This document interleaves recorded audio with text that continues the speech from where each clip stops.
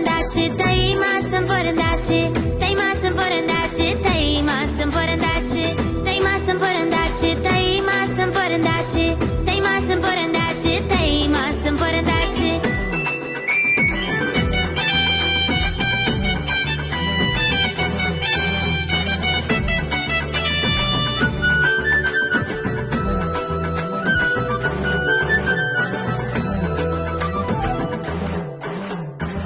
தை மாசம் முதல் நாள் தை பொங்கல் திருநாள், உழைக்கும் உழவனுக்கு நன்றி சொல்வோம். தை மாசம் முதல் நாள் தை பொங்கல் திருநாள், உழைக்கும் உழவனுக்கு நன்றி சொல்வோம்.